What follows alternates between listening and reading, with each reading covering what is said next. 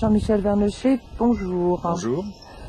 Nous sommes fin novembre et la dernière semaine de novembre a été marquée par des événements à Bombay qui nous ont tenus en haleine pendant près de 3 jours. Que cela vous inspire-t-il?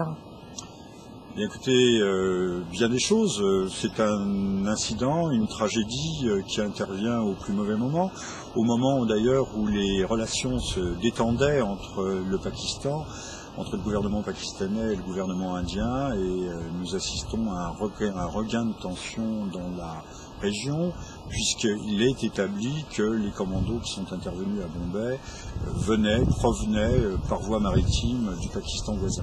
On a parlé que c'était éventuellement une émanescence d'Al-Qaïda. Qu'en pensez-vous d'Al-Qaïda?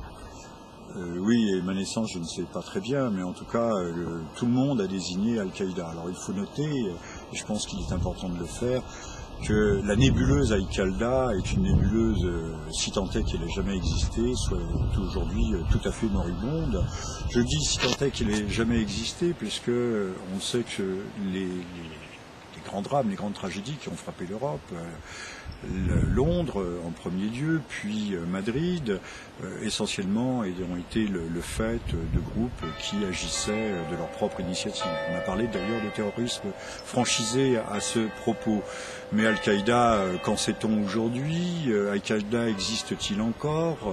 Monsieur Ben Laden lui-même est-il mort et enterré depuis belle lurette? La question se pose réellement. En tout cas, il y a une question qu'il faut se poser, c'est à qui peut profiter ce désordre en Inde?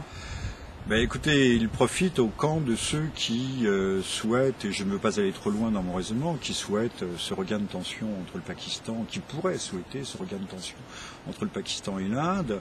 Il est vrai qu'il y a des idéologies tout à fait mortifères qui véhiculent à travers la planète, comme celle du chaos constructif qui avait été développé par des théoriciens comme Michel Leiden, et certains, je dis certains, c'est-à-dire une infime minorité de théoriciens tout à fait délirants, de sorte de docteur Folamour de la géopolitique moderne, voudraient éventuellement, ne verraient pas d'un mauvais œil, un affrontement entre le Pakistan et l'Inde qui ramènerait un peu les choses à zéro du côté pakistanais. Oui, mais ce serait extrêmement dérangeant et très grave, puisque ce sont 2 pays qui sont possesseurs d'armes nucléaires.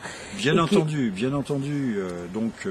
Mais je pense que certains, au moins certains théoriciens, il y a des hommes qui froidement, dans le silence de leur cabinet de réflexion et dans les think tanks de Washington, ne reculeraient pas devant, le cas échéant, un conflit nucléaire pouvant faire des dizaines de millions de morts. Ceci étant dit, je verrais plus simplement et plus près de nous qu'à l'issue ou à l'occasion d'un événement pareil, les États-Unis puissent trouver là prétexte à une intervention tout à fait massive dans les zones tribales qui se font la frontière, qui marche la démarcation entre l'Afghanistan et le Pakistan, et qui pose problème à la communauté internationale. Jean-Michel Vernochet, merci. Au revoir. Bientôt.